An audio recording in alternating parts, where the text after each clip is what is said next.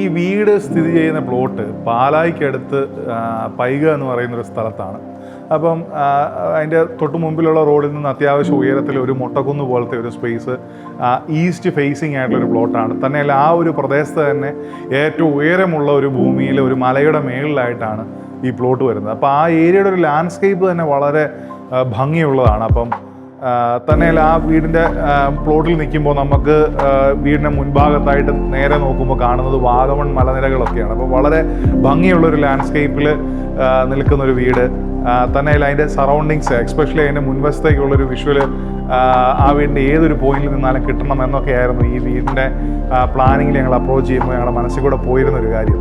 തന്നെയല്ല ഇപ്പോൾ നമ്മൾ ഈ പറഞ്ഞ പോലെ ഈ വീടിൻ്റെ മുൻവശമായിരുന്നു ഒരു പക്ഷേ ഏറ്റവും നല്ല കാറ്റും വെളിച്ചമൊക്കെ വരുന്നു. അതുപോലെ തന്നെ വിഷ്വലി ഈ വീടിൻ്റെ ഉള്ളിൽ നിന്ന് നമ്മൾ അല്ലെങ്കിൽ ഈ പ്ലോട്ടിൽ നിന്ന് നോക്കുമ്പോൾ നമുക്ക് ഭംഗിയുള്ള സ്ഥലം. അതുകൊണ്ട് തന്നെ ലെങ്തി ആയിട്ടുള്ളൊരു പ്ലാനായിട്ടാണ് ഈ വീടിനെ ഞങ്ങളവിടെ പ്ലേസ് ചെയ്തത്. അപ്പം അത്രയും ലെങ്ത് ഈ വീടിന് കൊടുക്കാനായിട്ട് 2 റീസൺസ് തോന്നുന്നു. ഒന്ന്, പ്ലോട്ട് നല്ല വലുതായിരുന്നു. തന്നെയല്ല ആ ഒരു ലാൻഡ്സ്കേപ്പിൽ അത്ര ലെങ്തി ആയിട്ടൊരു പ്ലോട്ട് നിൽക്കുമ്പോൾ അതിൻ്റെ ഒരു പ്രസൻസ് ആ പ്ലോട്ടിൽ ഉണ്ടാക്കുന്ന ഒരു മാസീവായിട്ടുള്ളൊരു സ്ട്രക്ചർ. അപ്പോൾ അത് തീർച്ചയായിട്ടും വളരെ ഭംഗിയായിരിക്കുമെന്ന് ഞങ്ങൾക്ക് തോന്നി. തന്നെയല്ല ആ റൂം വീട്ടിൽ ഏതൊരു പൊസിഷനിൽ നിന്നാലും ഏത് റൂമിൽ നിന്നാലും എവിടെ നിന്നാലും ഈ മുൻവശത്തേക്കുള്ളൊരു വിഷ്വൽ ആ വീടിന് അതിൻ്റെ സറൗണ്ടിങ്സിലേക്ക് ഉണ്ടാവണം എന്നുള്ളതും ഞങ്ങൾക്കൊരു ചെറിയ നിർബന്ധം ഉണ്ടായിരുന്നു. അപ്പോൾ അതുകൊണ്ട് തന്നെയാണ് മനഃപൂർവ്വം അത്രയും ലെങ്തി ആയിട്ടൊരു പ്ലാന് ഈ പ്ലോട്ടിൽ ചെയ്യാനായിട്ട് ഇടവന്നത്. അതുപോലെ തന്നെ ഈ വീടിൻ്റെ എലിവേഷനെ പറ്റി പറയുമ്പോൾ ഒരു നാടൻ ശൈലം, മധ്യ തിരുവിതാംകൂറിലൊക്കെ കാണുന്ന ഒരു പഴയ ട്രഡീഷണൽ ആയിട്ടുള്ളൊരു വീടിൻ്റെ ഒരു സ്റ്റൈലാണ് ഞങ്ങൾ ഫോളോ ചെയ്യാൻ ശ്രമിച്ചത്.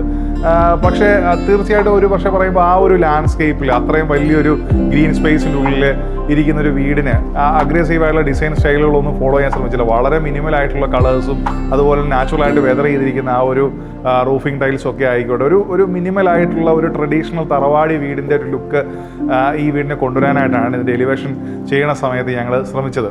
അതുപോലെ തന്നെ ഈ വീടിൻ്റെ ഇൻറ്റീരിയറിനെ പറ്റി പറയുമ്പോൾ ഈ വീടിൻ്റെ എക്സ്റ്റീരിയറിലെ പോലെ തന്നെ ഇൻറ്റീരിയറിലും വളരെ അഗ്രസീവായിട്ടുള്ള കളേഴ്സോ കാര്യങ്ങളോ ഒന്നും തന്നെ ഉപയോഗിക്കാനായിട്ട് ശ്രമിച്ചിട്ടില്ല. വളരെ മിനിമൽ ആയിട്ടുള്ള കളേഴ്സും തന്നെയല്ല ഇവിടെ ഇൻറ്റീരിയറിൽ ഏറ്റവും കൂടുതൽ യൂസ് ചെയ്തിരിക്കുന്നത് നാടൻ തേക്കാണ്. അപ്പം ആ ഒരു ട്രഡീഷണൽ തേക്കിൻ്റെ ആ ഒരു ഫിനിഷ് പ്ലസ് വൈറ്റ് ആ ഒരു ഐവറി ഫിനിഷുള്ള കർട്ടൺസും കാര്യങ്ങളും ഒക്കെ ആയിട്ട് ഒരു തികച്ചും ഒരു നാടൻ ലുക്കിലുള്ള ഒരു ട്രഡീഷണൽ വീടിൻ്റെതായ ഒരു സ്റ്റൈൽ കിട്ടത്തക്ക പോലെയാണ് ഇതിൻ്റെ ഇൻറ്റീരിയർ ആയിക്കോട്ടെ നമ്മൾ ഫിനിഷ് ചെയ്യാനായിട്ട് ശ്രമിച്ചിട്ടുള്ളത്. ഞങ്ങളെ സംബന്ധിക്കുന്നിടത്തോളം ഏറ്റവും തൃപ്തികരമായിട്ട് ഈ പ്രൊജക്റ്റിൽ വരുന്നൊരു കാര്യം എന്ന് പറയുന്നത് ഇതിൻ്റെ ലാൻഡ്സ്കേപ്പ് തന്നെയാണ്. ഒരു പക്ഷേ ഈ വീട് പ്ലേസ് ചെയ്യുന്നതിന് മുമ്പ് ഈ ലാൻഡ്സ്കേപ്പ് തന്നെയാണ് ഞങ്ങളെ ഏറ്റവും കൂടുതൽ ആകർഷിച്ച ഒരു ഘടകം. അപ്പം ഈ ലാൻഡ്സ്കേപ്പിന് ഒരു പരിധിയിലധികം രൂപമാറ്റങ്ങൾ വരുത്തി അല്ലെ അതിൻ്റെ നാച്ചുറലായിട്ടുള്ള ആ ഒരു അവസ്ഥയെ ചേഞ്ച് ചെയ്തുകൊണ്ട് അവിടെ ഒരു വലിയ ഗിമിക്ക് കാണിക്കാനായിട്ട് ഞങ്ങളുടെ മനസ്സ് അനുവദിച്ചില്ല. അപ്പം ആ നാച്ചുറലായിട്ടുള്ള അവിടുത്തെ ലാൻഡ്സ്കേപ്പിനെ ആ ഒരു ടെറൈനെ അതേപടി തന്നെ നിലനിർത്തിക്കൊണ്ട് തന്നെ അവിടെ ഒരു വീടിനെ അതിൻ്റെ അഴകിന് ഇത്രയും കൂടെ മാറ്റി കൂട്ടുന്നൊരു വീടിനെ പ്ലേസ് ചെയ്യുക എന്നുള്ളതായിരുന്നു ഞങ്ങളെ സംബന്ധിക്കുന്നിടത്തോളം ഏറ്റവും വലിയൊരു ചലഞ്ച്. അപ്പം അതിനെ കൃത്യമായിട്ട് ആ പ്ലോട്ടിൽ സാധിച്ചു എന്നുള്ളത് തന്നെയാണ് ഈ പ്രൊജക്റ്റിനെ സംബന്ധിക്കുന്നത് ഞങ്ങൾക്ക് ഏറ്റവും തൃപ്തി തരുന്നൊരു കാര്യം. ഈ വീടിൻ്റെ പ്ലാനിനെ പറ്റി പറയുമ്പോൾ ഇതൊരു ഈസ്റ്റ് ഫേസിങ് ആയിട്ടുള്ളൊരു വീടാണ്. അപ്പോൾ അതുകൊണ്ട് തന്നെ ഈ വീടിൻ്റെ എൻട്രി വരുന്നത് ഇവിടെ നിന്ന് നേരെ നമ്മൾ കയറുന്നത് ഒരു സിറ്റ് ഔട്ട് സ്പേസിലേക്കാണ്. അപ്പോൾ ഈ സിറ്റ് ഔട്ടിൻ്റെ ലെഫ്റ്റ് സൈഡിലായിട്ട് ഇതൊരു ലെങ്തി ആയിട്ടുള്ളൊരു വരാന്ത ആയിട്ടാണ് ഇത് ചെയ്തിരിക്കുന്നത്. അപ്പോൾ ഇതിൻ്റെ ഒരു സൈഡിലൊരു സിറ്റ് ഔട്ടായിട്ട് അത്യാവശ്യം ഒരു 3-4 ചെയറൊക്കെ ഇട്ട് നമുക്ക് ഇരിക്കാവുന്ന ഒരു സ്പേസ് ഉണ്ട്. അപ്പോൾ ഇങ്ങോട്ട് ഈ കാർ പോർച്ചിൽ പാർക്ക് ചെയ്തിരുന്ന് ഒരു കാറിൽ നിന്നാണെങ്കിൽ നമുക്ക് ഈ ഒരു സ്പേസിലേക്ക് കയറിയിട്ട് ഇവിടെ എൻ്റർ ചെയ്യാൻ പറ്റും. അപ്പം ഈ വീടിൻ്റെ മെയിൻ ഡോർ എൻ്റർ ചെയ്ത് നമ്മൾ വരുന്നൊരു ഫോയർ സ്പേസിലേക്കാണ്. അപ്പോൾ ഫോയർ സ്പേസിൻ്റെ ലെഫ്റ്റ് സൈഡിലായിട്ട് ഇവിടെ ഒരു ഫോർമലായിട്ടുള്ള ലിവിങ് ഉണ്ട്. തന്നെയല്ല ഇവിടുന്ന് എൻ്റർ ചെയ്ത് നമ്മൾ ഉള്ളിലേക്ക് വരുമ്പോൾ ഒരു വലിയ ഹാളായിട്ടാണ് ഇതിൻ്റെ ഫാമിലി ലിവിങ് ആൻഡ് ഡൈനിങ് സ്പേസുകൾ വരുന്നത്. അപ്പോൾ ഇതിൻ്റെ ബാക്ക് സൈഡിലേക്ക് നമുക്ക് സ്ലൈഡ് ചെയ്ത് തുറന്നിറങ്ങാവുന്ന രീതിക്ക് ഒരു പാറ്റിയോ സ്പേസുകളും കാര്യങ്ങളും ഒക്കെ കൊടുത്തിരിക്കുന്നു. അതുപോലെ തന്നെ ഇതിൻ്റെ നോർത്ത് ഈസ്റ്റ് സൈഡിലേക്കാണ് ഇതിൻ്റെ ഒരു ഓപ്പൺ ആയിട്ടുള്ളൊരു കിച്ചണ്, പിന്നെ ഒരു വർക്കിംഗ് കിച്ചണ്, അതുപോലെ വർക്ക് ഏരിയ തുടങ്ങി ഇതിൻ്റെ കിച്ചൺ ഉൾപ്പെടുന്ന കാര്യങ്ങളൊക്കെ ഈ ഒരു സൈഡിലേക്ക് അറേഞ്ച് ചെയ്തു.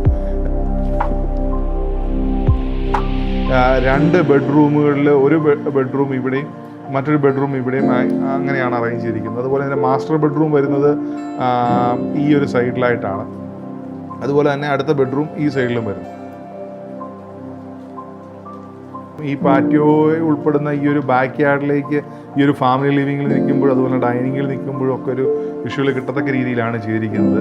തന്നെയല്ല ഈ വീടിൻ്റെ പ്ലാനിങ്ങിൻ്റെ സമയത്ത് ശ്രദ്ധിച്ചെന്ന് വെച്ച് കഴിഞ്ഞാൽ ഇതിനകത്ത് ഒരുമാതിരിപ്പെട്ട ഈ വീടിൻ്റെ ഏതൊരു പോർഷൻ നിന്നാലും നമ്മൾക്ക് ഇതിൻ്റെ ഈസ്റ്റ് സൈഡിലോട്ടുള്ള ലാൻഡ്സ്കേപ്പിലോട്ടുള്ള ഒരു വിഷ്വൽ വേണമെന്ന് നമുക്കൊരു നിർബന്ധം ഉണ്ടായിരുന്നു. അപ്പോൾ അത് എല്ലാ റൂമിൽ നിന്നും ആ ഈസ്റ്റ് സൈഡിൽ നിന്നുള്ള ആ ഒരു വിഷ്വലും അതുപോലെ അവിടെ നിന്നുള്ള ഒരു വെട്ടത്തിൻ്റെയും അതുപോലെ തന്നെ എയറിൻ്റെയും ഒക്കെ ഫ്ലോ ഈ വീടിൻ്റെ എല്ലാ സ്പേസിലേക്കും കിട്ടത്തക്ക രീതിയിലാണ് ഇതിൻ്റെ ഒരു പ്ലാൻ അറേഞ്ച് ചെയ്തിരിക്കുന്നത്.